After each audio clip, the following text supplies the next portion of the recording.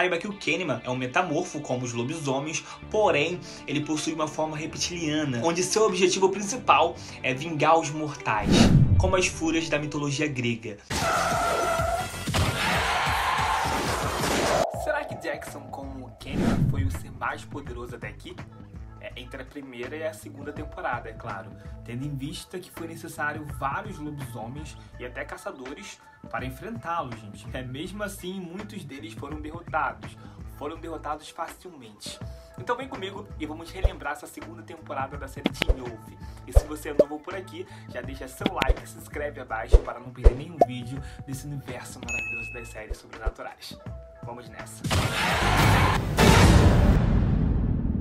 Vimos que essa segunda temporada inicia a partir dos acontecimentos finais da temporada anterior, com Derek se tornando o mais novo alfa ao matar seu tio Peter e o insuportável Jackson finalmente conseguindo sua mordida.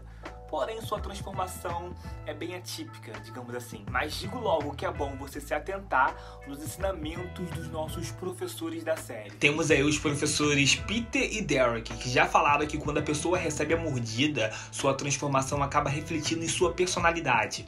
E como Jackson tinha algumas crises existenciais, ele acabou se transformando nesse ser, no Candyman. E temos também a Lydia, que está lá no hospital após ter sido atacada por Peter e receber mordida, onde somente na temporada seguinte que descobriremos, assim com certeza, que ela também é um ser sobrenatural, onde nessa temporada teremos todo aquele mistério em volta disso, em volta de Lydia, onde Scott e Stiles, eles pensavam que Lydia era a loba que estava matando as pessoas na cidade, mas isso era apenas ilusões de suas mentes traiçoeiras. Se liga nesse outro ensinamento de Peter, onde ele fala que a mordida não transforma a pessoa em um ser sobrenatural de fato. Ela não faz isso. Ela só manifesta o que tem dentro da pessoa. É só desperta o que a pessoa já tem dentro de si. Como foi o caso de Lydia, que ela já era uma Banshee, bem antes. Peter só despertou esse seu potencial. E na quarta temporada descobriremos lá com mais detalhes a história de sua linhagem. Enquanto isso, nessa temporada veremos o nosso trio, Stiles, Scott e Allison, tentando desvendar os mistérios por trás da transformação de Jackson. E vamos confessar que essa temporada é bem mais interessante e envolvente em relação à temporada anterior, onde todos os eventos vão girar ao redor de um plano maior, com uma ênfase maior no Jackson, como Candyman. É como se ele já não gostasse dos holofotes, esse narcisista cara de pau, gente. Mas agora vamos falar de Derek como o mais novo alfa e fazer um paralelo com o mais novo vilão da temporada, que é o Gerard. Então, já no primeiro episódio, conhecemos o mais novo caçador, que é o pai do Sargent. É ele que veio pra cidade em busca de vingança devido à morte de sua filha, a Kate. Com isso, vimos que ele matou um beta lá na floresta e declarou guerra. Guerra contra todos os lobisomens. Mas com isso, vimos o diálogo entre Derek e Scott, onde Derek afirma que um lobisomem precisa de um bando. Ele precisa de um bando para se proteger contra os caçadores, é claro. Senão eles ficariam vulneráveis, como aconteceu com aquele ômega. Ele tentou botar isso na cabeça de Scott, ele tentou. Vimos que Derek tenta convencer Scott a fazer parte de sua alcateia, explicando que um lobo ômega é fraco e é mais propenso a ser morto pelos caçadores. Porém, Scott ele se recusa a entrar porque ele ainda não confia em Derek. E teme que sua relação com Allison poderia ser afetada caso ele entrasse para a alcateia de Derek. Então vimos que Derek ele meio que é forçado a oferecer mordida para outros adolescentes. Aqueles adolescentes problemáticos que fariam de tudo para se apegar a algo sólido. E com isso tivemos uma ótima mudança de cenário aí, tivemos mais novos integrantes, mais novos lobos que foram Isaac, Eric e por último o Boyd. Vimos aí que Isaac ele foi o primeiro a ser transformado, ele que vem de um passado repleto de tragédia, onde ele teve uma infância sombria devido aos abusos de seu pai, do seu patético pai. Descobrimos também que seu irmão mais velho era um soldado e ele morreu em combate. Com isso, vimos que seu pai passou a descontar todas as suas frustrações e raiva em Isaac, ele que sofreu, infelizmente. Mas vamos confessar, gente, que seu arco é bem forte e bem impactante. Ele teve a pior infância e adolescência, é claro. E falando nisso, tem um vídeo aqui antigo meu, onde eu cito 5 motivos do porquê Isaac seria um protagonista melhor que Scott. Tá aqui na playlist de Teen Wolf, vai lá, assista. Você acha que ele seria um protagonista melhor, gente? Vamos confessar que dos 3 betas de Derek, Isaac era o mais leal, pois ele tinha essa carência afetiva. Por isso que vimos que depois ele acaba se apegando a Scott como seu mais novo alfa. E felizmente vimos que mais tarde seu pai acaba sendo assassinado pelo Kennyman. É isso aí, bem feito. Ele teve o que mereceu. Depois tivemos aí a segunda beta de Derek, que foi a Erica, sendo a primeira mulher loba com um papel de destaque. Confesso que eu gostava dela, gente, eu gostava. Vimos que inicialmente Erica era epilética e estava cansada de ser considerada uma zero à esquerda. E ela acaba aceitando a mordida de Derek, se tornando aí a melhor loba de Derek, a melhor. E pelo fato dela ser mulher, ela acaba sendo uma das betas mais fortes ou resistentes dessa alcateia. Ela passa a ser, gente. É bem interessante todo o desenvolvimento dessa personagem. E por fim temos aí Boyd, o adolescente solitário da escola, que não tinha amigos até entrar para o bando de Derek. E vimos que Derek selecionou esses adolescentes que eram considerados excluídos, fazendo com que cada um encontrasse ali seu lugar dentro de sua alcateia.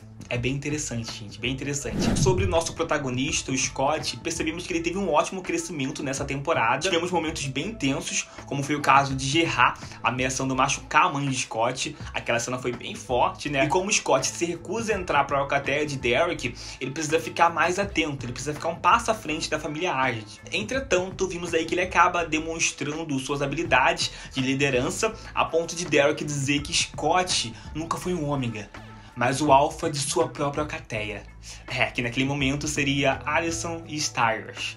Mas essa fala de Derek irá fazer todo o sentido nas temporadas seguintes, sabemos disso, né? Vimos que a trama maior dessa temporada se constrói dentro do mistério das mortes violentas que começaram a ocorrer em Baker Hills, gerando uma tensão entre os caçadores e a alcateia de Derek, onde eles tentaram descobrir quem ou qual ser estava envolvido em tais acontecimentos. E ao mesmo tempo vimos também que a mãe de Alicent, a Victoria Argent, ela ganha um destaque aqui, onde ela se encontra ali insatisfeita com esse romance de Scott e Alicent e tenta assassinar Scott. Ela tenta assassiná-lo sem dó nem piedade. Então, você consegue perceber que durante a temporada, essa relação de Alicent com sua mãe não é uma das melhores, não é. Pois ela é uma mãe fria. É fria sem coração, vimos aí. Ela foi péssima como mãe. E no final, quando o Derek acabou mordendo a Victoria, já que ele era um alfa, ela acabou se transformando em loba. Mas como a mãe de Alicent era uma caçadora raiz, ela não poderia aceitar viver assim. Por isso, ela, com a ajuda de seu marido, o Chris, que até hoje eu não vi essa química entre esse casal, eu não vi. Chris merecia alguém bem melhor, como a mãe de Scott, né, a Melissa. Seria um ótimo chip. Mas então, ela acaba tirando sua própria vida na lua cheia. E depois vimos que o avô de Alicent, o Gerard, ele usa essa morte para corromper a Alicent. Ele tenta corromper a Alicent, onde vimos ela em seu momento bem tenso, onde ela quer tentar de toda forma matar Derek. Mas agora vamos falar do vilão mais temido dessa temporada, que foi o Kennyman. Então, sabemos que o desejo de Jackson na primeira temporada era de se tornar um lobisomem, pois ele queria ser melhor que Scott. Ele queria ser melhor que Scott na Croix. Sabemos que ele é prepotente, né? Sabemos disso. E essa temporada foi focada especialmente nele, onde no final da primeira temporada vimos que Derek, ele morde Jackson, mas até onde Jackson podia dizer, nada havia acontecido com ele. Nada. Tínhamos todo aquele suspense em relação à mordida de Jackson, onde ele acabou culpando Lydia. Por isso que quando Lydia ela foi mordida por Peter, aparentemente nada havia acontecido com ela, nada. Então ele fica ali cada vez mais paranoico. É bem típico de Jackson, ele fica paranoico, ele cria várias teorias, a de que Lydia de alguma forma passou essa tal imunidade para ele. Gente, bem louco. Vimos que essa segunda temporada de Teen Wolf é sem dúvida a temporada de Jackson. Mas não sobre ele como um ser humano fútil. Não, gente, porque sabemos que não seria nada interessante. Não seria nada interessante acompanhar. Mas sim sobre sua mutação. Sobre Jackson como Kennyman. Então, Kennyman é sem dúvida o vilão da segunda temporada, onde tem um vídeo somente sobre ele aqui no canal, vai lá assista depois. Saiba que o Kennyman é um metamorfo como os lobisomens, porém, ele possui uma forma reptiliana, onde seu objetivo principal é vingar os mortais, como as fúrias da mitologia grega. Eles mencionaram isso na série, mencionaram aí, gente. Não sei se vocês ficaram atentos. No entanto, diferente dos lobisomens que busca uma alcateia, o Kennyman busca seu mestre. Ele busca um mestre. E vimos aí na série que o Kennyman, ele não tem controle sobre si. e não tem nenhuma memória de ser essa criatura. Em vez disso, ele acaba sendo controlado por outra pessoa, que seria o seu mestre. Onde vimos que Scott, Styles e Allison buscam ali de toda forma descobrir quem era o mestre do Candyman. Eles buscaram antes que Derek e os caçadores matem Jackson, pois eles já sabiam aí que era Jackson o tal Candyman. Eles descobrem que Matt, aquele personagem insignificante, né?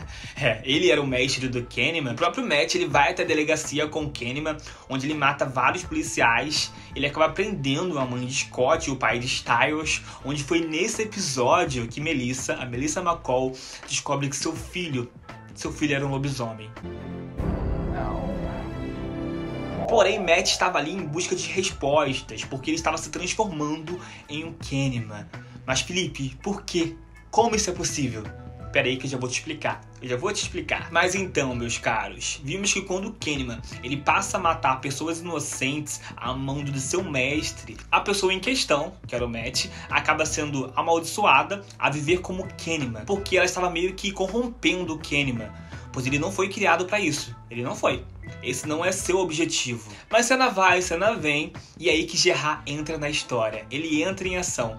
Descobrimos que quando ele estava com câncer, ele queria buscar uma cura sobrenatural. E qual a melhor forma de se curar, gente? Qual? Se transformando em um lobisomem. Olha a hipocrisia, minha gente. Olha aí. Vimos que quando ele matou o Matt, ele acabou se tornando o mais novo mestre do Candyman, onde ele usou o Candyman como escudo.